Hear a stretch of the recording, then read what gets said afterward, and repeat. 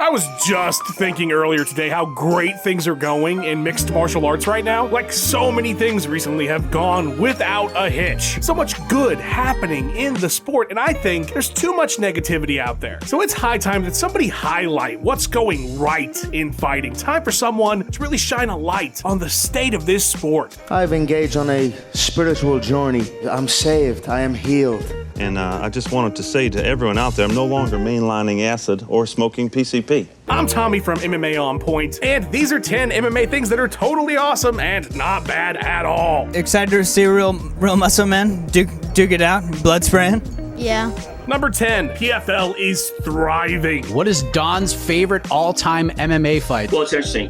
I'm going to answer it differently. It's boxing for me.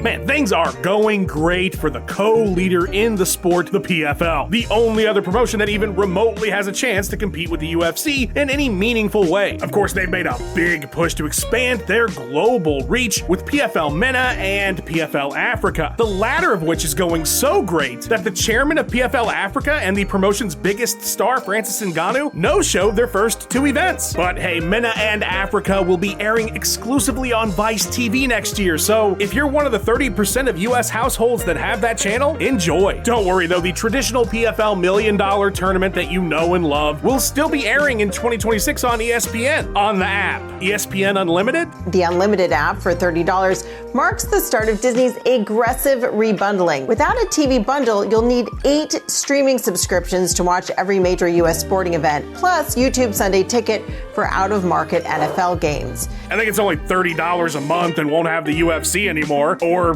PFL after 2026 when their deal ends. Oh wait, did I say $1 million tournaments? I'm just kidding. Those are $500,000 now. Wait, did I say tournaments? Because PFL just got a new CEO and COO, and they're saying now that in 2026 they're just scrapping that whole thing. We're stepping away from the tournament format. They're just doing fights that are airing on some version of ESPN. Things are going great. UFC finally has some real competition now that Bellator is dead.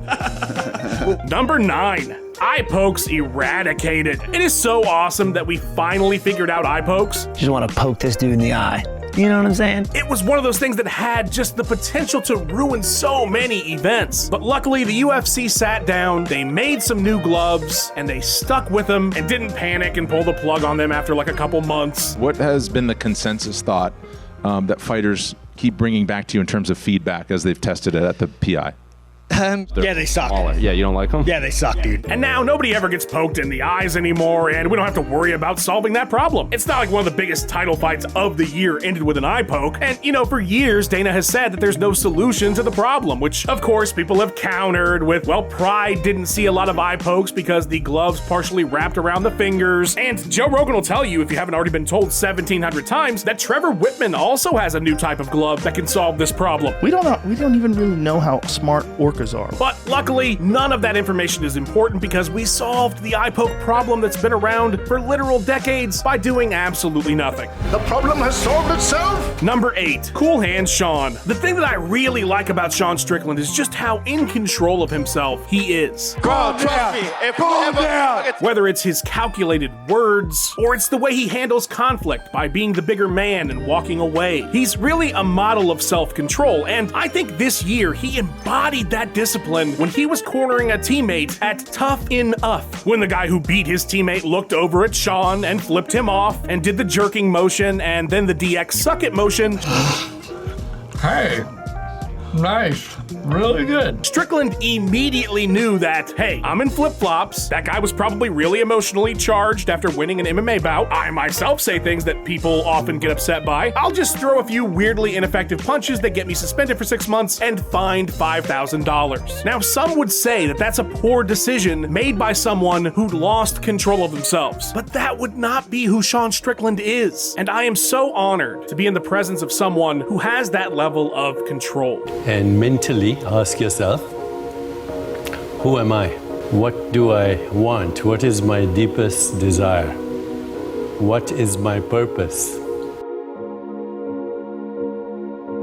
Yeah, I've drank a lot of piss before, you guys. I've drank a lot of piss. TKO Boxing is here! Man, when I heard that TKO was both finally creating the long-awaited Dana White boxing promotion and was backing a new law called the Muhammad Ali American Boxing Revival Act, I just knew that this was going to be something that benefited the fighters tremendously. After all, the original Ali Act was a crucial piece of legislation that forced all kinds of shady promoter practices to end and helped to skyrocket the amount of money that boxers could make. It implemented structured ranking systems outside the whims of individual promoters. It put control of the sport in the hands of those who make it go, the boxers. So a revival act, that has to be the best possible thing. I mean, it's got revival in the name. See the light of the holy dark through, Lord.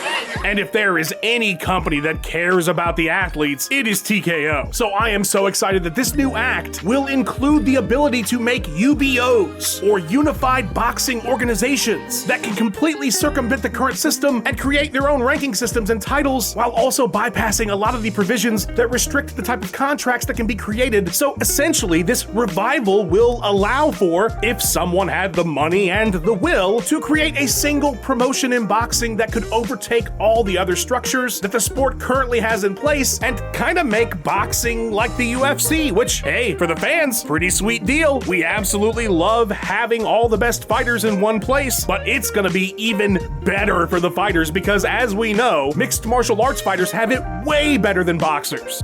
I am negative in my account right now.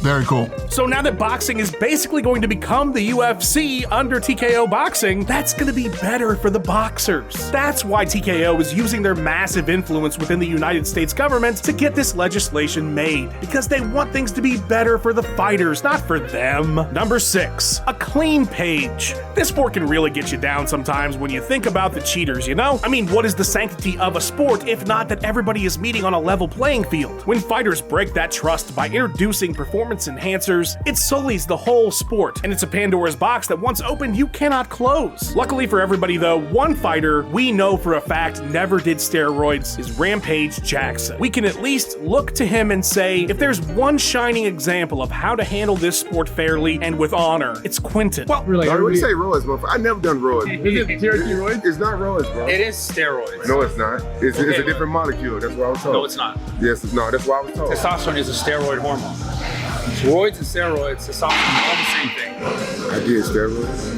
Yeah, but you know, a lot of people were doing testosterone at the time, and sure, having artificially elevated levels that never dip might give you a massive advantage against regular humans whose levels dip constantly, even throughout a day, if they exert themselves or in plenty of other scenarios. But Rampage didn't do that. And so the spirit that he embodies of a fair fighter, even though he wasn't fighting fair, it still holds true. He is still a shining example of someone not doing PEDs, at least to their own knowledge. We could all stand to be a little bit more like Rampage. Number 5, Smashing Machine smashed. When The Rock announced that he was going to make a movie about Mark Kerr, like, I don't know, like a decade ago, the MMA fans absolutely lost their minds with excitement. We're gonna make a film about the life of one of your founding fathers, the pioneering founding fathers, the Smashing Machine Mark Kerr.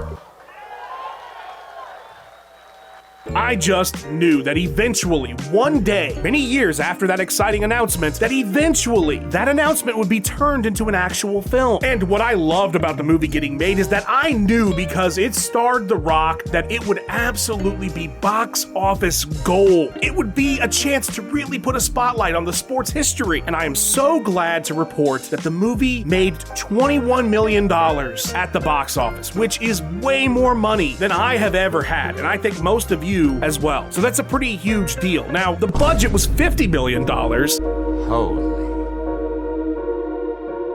And so someone, not me, but an accountant at A24, they might say that this was a financial disaster. But not The Rock, who has had several films make less, like Southland Tales, which released in 60 theaters compared to The Smashing Machine that was in over 3,000. And hey, remember Red Notice? That had hardly any box office because it was a Netflix movie. The point is, MMA history is now respected and a huge mainstream success. We're going to see a ton more MMA biopics after that. And mixed martial arts, which are the arts. Number 4, JBJ's graceful exit. Has there ever been a more elegant exit from the sport than that of Jon Jones? I mean, sure, things were kinda rocky there for a moment. You know, with the whole 840-day heavyweight title reign where he only ever fought 42-year-old Stipe Miocic coming off a 3-year layoff, and pretty much confirmed that he chose not to fight interim champion Tom Aspinall despite several opportunities to do so, and it being the biggest possible fight at the time. He gave the UFC a number. I believe it's in the $30 million range. He didn't think that they would come up with the number. And they did.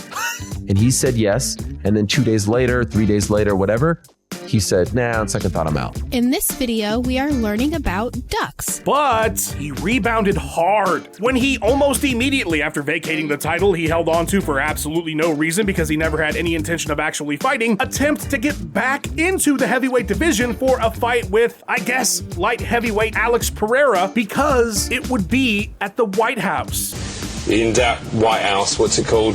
The White House. People definitely won't look at the final years of Jon Jones' career as an unmitigated disaster. It's not like it's to the point now where this era will be discussed in great detail when talking about his overall legacy and added to the many other aspects of his career that people find controversial. Couldn't have left any better. And maybe he's not gone. Who knows? Nobody does. Number 3, Conor converted. Man, it was tough times for a while there for Conor McGregor fans. I mean, he hasn't fought in 4 years and hasn't had an important victory in nearly a decade. That is a long stretch, and God, in that time, he's had more scandals and issues than I can even list here in a timely manner, or honestly, even remember all of them. He botched his return against Michael Chandler with that broken pinky toe. He didn't end up becoming president of Ireland, a thing he said he was gonna do for like 5 minutes. Then the UFC's new doping group suspended him for 18 months for whereabouts violations. I'll tell you whereabouts he was, partying his ass off. But Conor is a changed man because, like Jon Jones, getting to fight at the White House does something to a man. And I know that everything I just talked about are pretty solid reasons to be concerned that Conor could ever do any kind of fight ever again. But ladies and gentlemen, Conor has seen the light. I've engaged on a spiritual journey. I'm saved. I am healed. He has seen the light.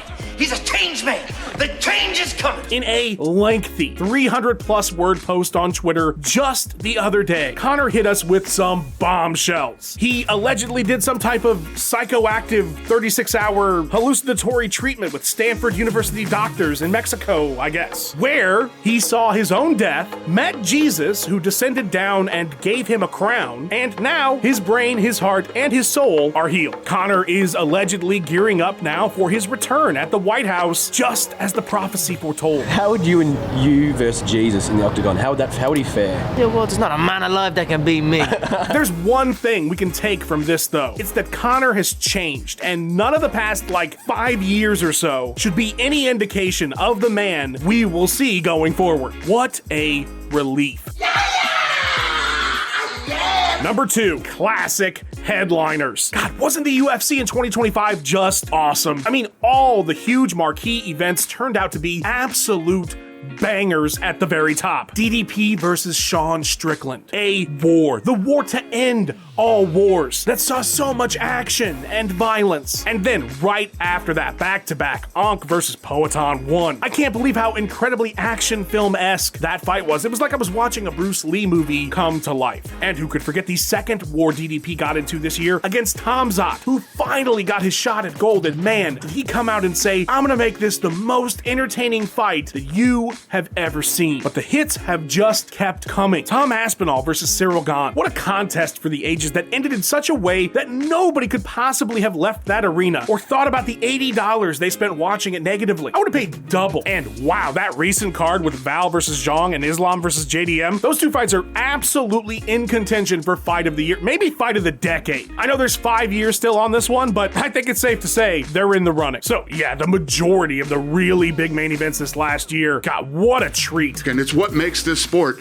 the greatest sport in the world. And number 1, sports betting is prudent and good. You know what's so great about betting on mixed martial arts is that you don't have to worry about any kind of nefarious actors influencing the outcome. Sure, we had that one Isaac Dolgarian fight this year be investigated by the FBI for potential fight fixing, but you'd have to go all the way back to 2022 to find another similar FBI investigation into fight fixing at the highest level of the sport with the Derek Minner fight. That's a pretty long time ago. I don't even remember 2022. That's how long ago that was. And the best thing is that even though gambling has been entirely integrated into every aspect of the sport, with major sportsbooks pumping insane amounts of money into sponsoring it, the really good thing is that because fighter pay is so good, you'd have to be so silly to get involved in any kind of fight fixing scheme because you're already making so much money. There's just no way that fighters lower down the card could be potentially exploited by bad actors who are trying to manipulate sports betting. And not to mention, sports betting is highly regulated. Sure, you can place bets on almost anything, like how many times a ring card girl will blink, but all that stuff is highly monitored, guys. It's not predatory. It's not like crypto where it's the Wild West. If something crypto related were to somehow work its way into fight predictions, where like people were making money in crypto based on potential outcomes in mixed martial arts, now that could have the potential to be very dangerous since crypto markets aren't really regulated the same way that gambling is. Luckily, the UFC has not yet partnered with any crypto-related speculative markets that bad actors could potentially try to exploit, because this sport is already doing a great job of not having a gambling problem. What a wonderful time. I'm sure you picked up a little bit of sarcasm in this video, and we thought, since it's Thanksgiving, it might be fun to sort of pretend we're grateful for these things, give you a good laugh. I do hope you're doing well today, and one thing I am actually grateful for is all of you for continuing to watch the channel. We love making content for you guys. Thank you so much, truly, and yeah, enjoy the holiday if you celebrate it, and if not, have a great day either way.